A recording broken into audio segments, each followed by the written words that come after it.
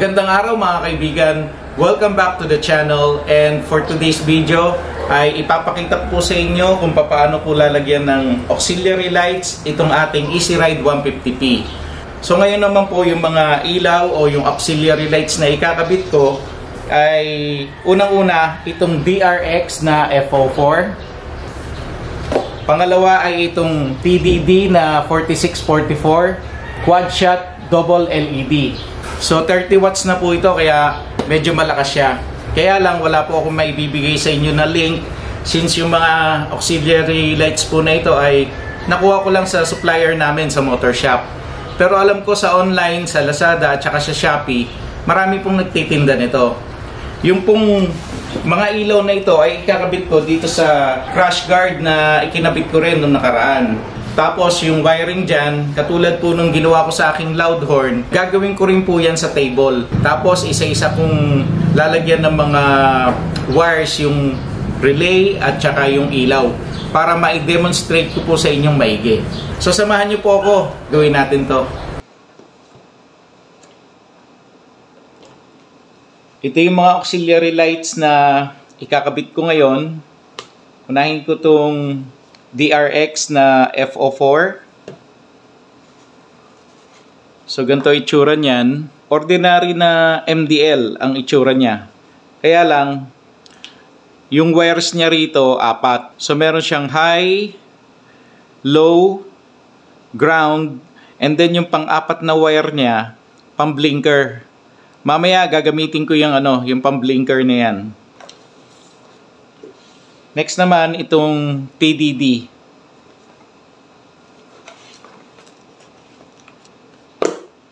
So, ganito naman ang itsura niya. Dual LED yan. May protector. Yan yung likod. Rated to ng 30 watts. Mas malakas to kaysa dito sa DRX. At kung i-compare natin, ganyan yung size difference nila.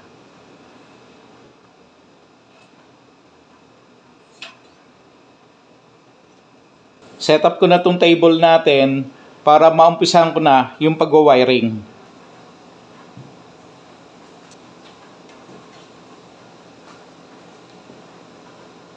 Sa power supply naman, gagamit lang ako ng 12 volts charger. Gagamit din ako ng relay. Kahit yung mga 4-pin relay, pwede nyo nang gamitin. So, ang mangyayari dito, 2 relay para dito sa aking TDD. Dahil magkakaroon ako ng relay para sa low beam at saka para sa high beam. Same as dito sa aking DRX, meron ako para sa low beam at saka sa high beam. So next, lagyan ko muna ng negative itong aking mga relay as well as yung mga auxiliary lights natin. So ito yung negative terminal ko.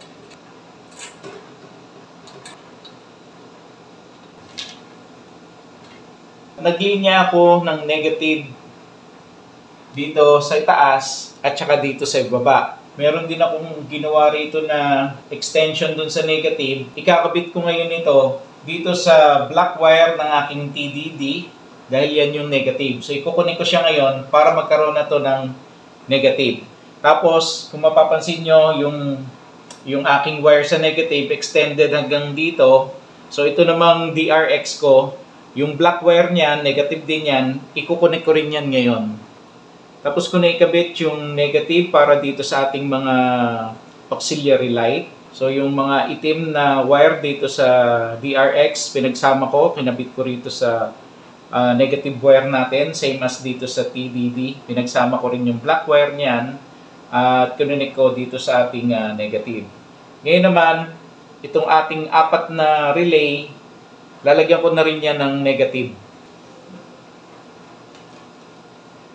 Dito sa pin 86, yan yung gagawin kong ground. Pwede namang magkabaliktaran yung 85 tsaka 86 eh. Pero dito sa setup ko ngayon, yung 86 ang gagawin kong ground.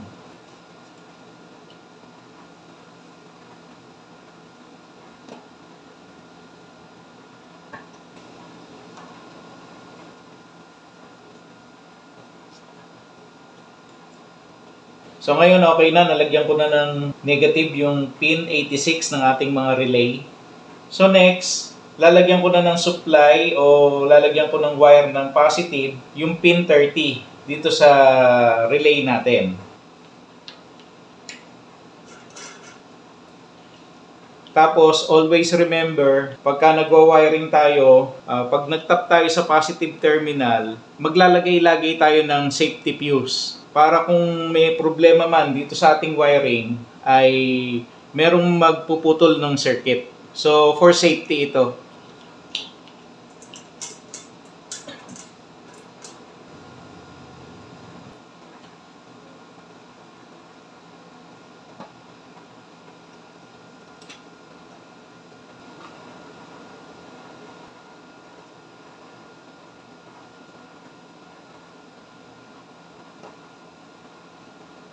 So, lahat ng ito, may connection na sa pin 30. Ngayon, yung pin 87 naman, yung nandito sa itaas, lagyan ko rin ng wire. So, itong relay na ito, gagamitin ko ito para sa high beam. Ito naman ay sa low beam dito sa TDD. Tapos, pares lang dito sa ibabang relay. Itong isa na to para sa high at ito rin para sa low, para dito naman sa DRX. Ngayon, yung wire para dito sa TDD, yung high beam dyan, ay yung red wire. So, pagsasamahin ko yung dalawang red wire na ito, and then, ikukonek ko yung wire dito sa relay na ito. Ganun din dito sa DRX, yung red wire niya, yan din yung kanyang high beam. So, pagsasamahin ko yung dalawang red wire, at ilalagay ko dito sa pin 87 sa relay na ito.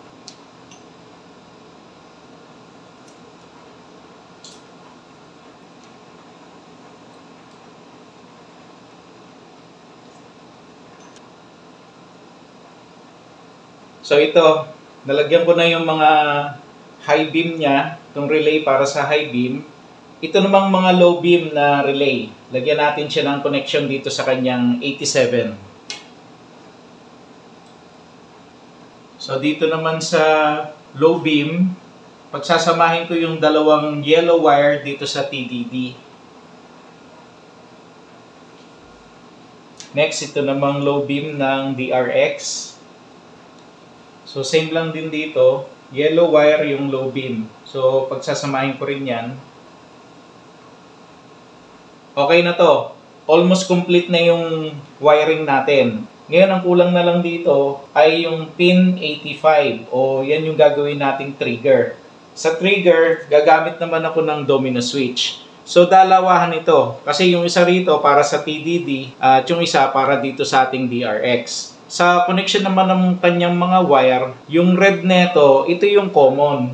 Yan yung dapat na inilalagay dito sa accessory wire. So, pwede natin pagsamahin itong red na to. Since parehas silang magtatap sa accessories wire eh. So, kukuha ko rito ng positive at sabihin na lang natin na nanggaling ito sa accessories wire.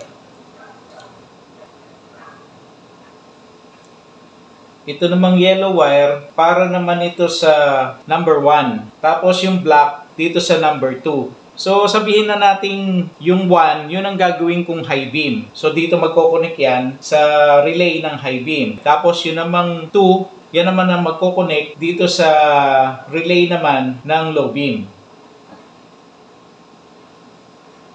So yung yellow neto, kukunin ko rito sa pin 85 ng high na relay.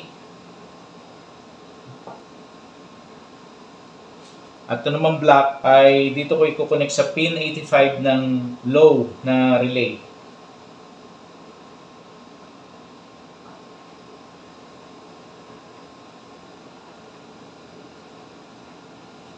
So pansinin nyo maigi ha, dito sa domino switch natin, dalawang switch yan. Kaya meron yan dalawang set of wires. Itong wire na to, merong black, merong yellow. Yung set ng wire na to, yan yung dinesignate ko para dito sa relay ng ating TDD. So ito namang sumunod na wire, yellow at saka black, yan naman yung ikukunik ko naman para dito sa relay ng ating DRX.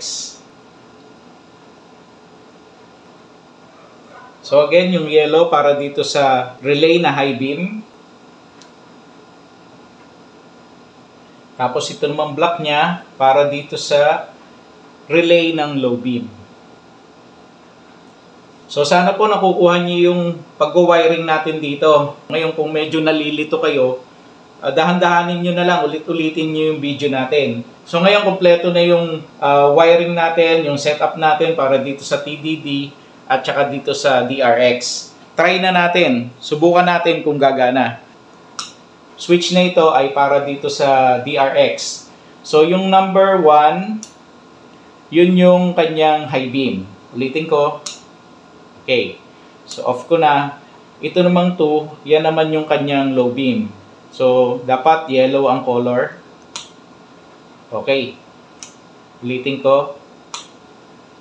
Okay. Ito namang isang switch na to, ito naman yung para dyan sa TDD. So check ko yung high beam. Okay. Tingin ko, isa pang beses. Okay. Low beam naman tayo. Okay. Isa pa. Okay. May isa pa akong step na gagawin. Kasi nga may isa pa akong wire dito sa DRX. So kung mapapansin nyo, yung wire na yan ay para naman dito sa blinker. Isasabay ko yan sa busina at saka sa passing light. Lagyan natin ng busina. So ito yung ating negative. Ngayon sa positive naman, dito naman ako kukonect. Na kung papansinin natin, nakadiretso rin naman siya dito sa positive. So ito meron tayo ritong switch. Tapos kukunik ko na ito dito sa ating horn. So ayan.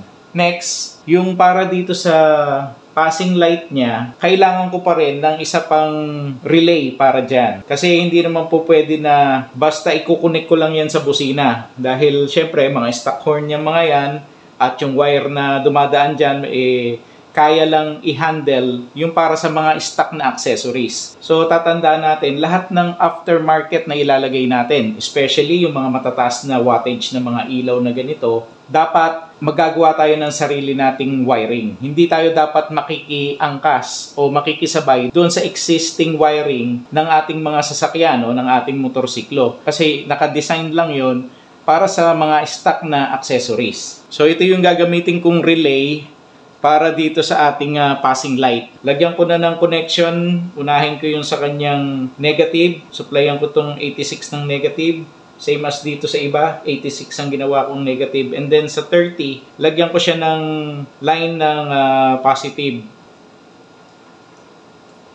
So ito lalagay ko muna dito sa 86 bilang ground niya. Tapos yun namang kanyang 30. Lagay naman natin dito sa supply na positive dito. Okay, so yung positive na yan, dire-diretso rin yan again dito sa ating positive terminal. Next naman, itong passing light niya, pagsasamahin ko itong dalawa na to, itong dalawang white. And then kukunik ko na siya dito sa pin 87.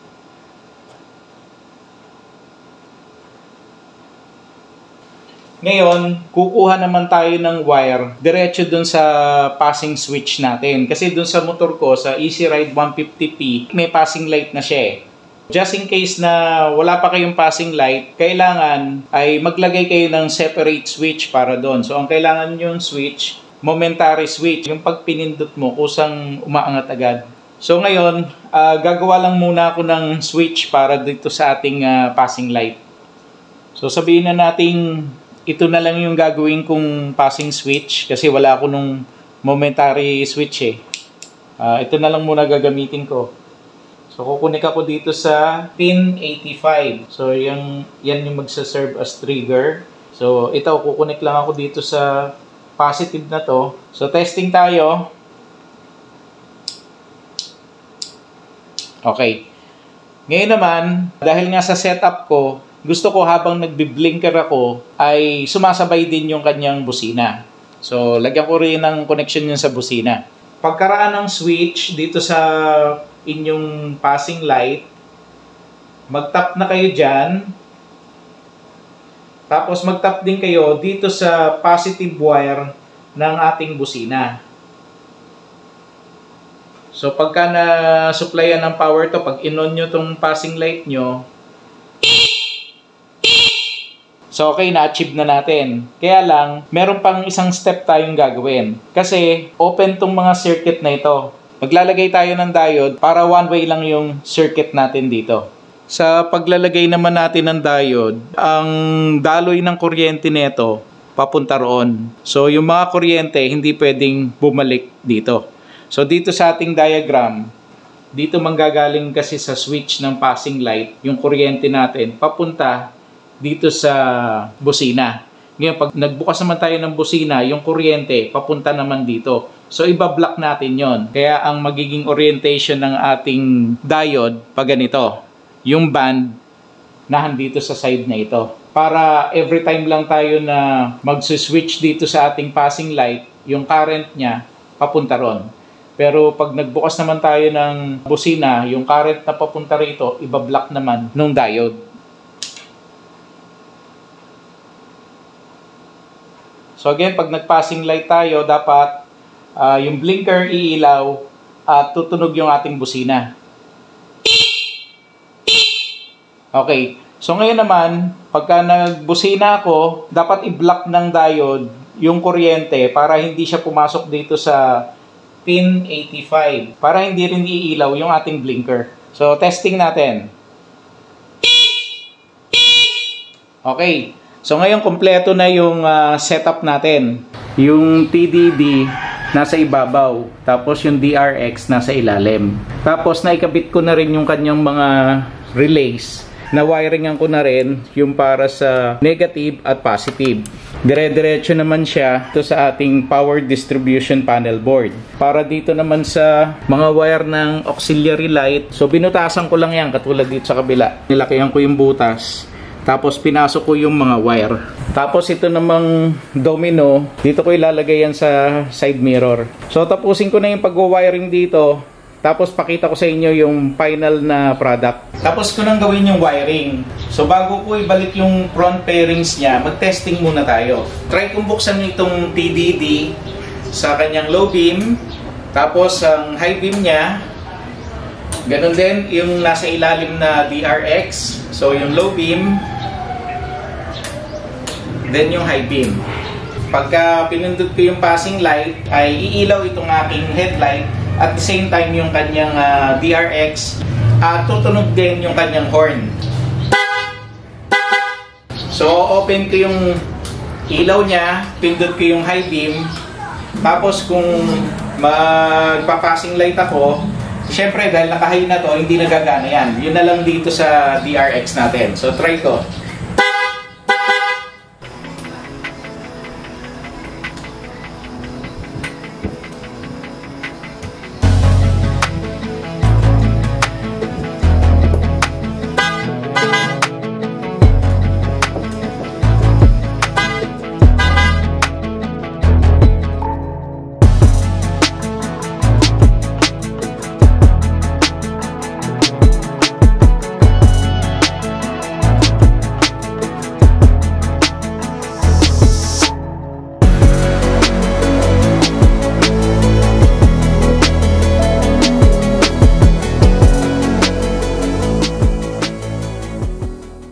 So ganyan lang pong magkabit ng mga auxiliary lights para sa ating Easy Ride 150P.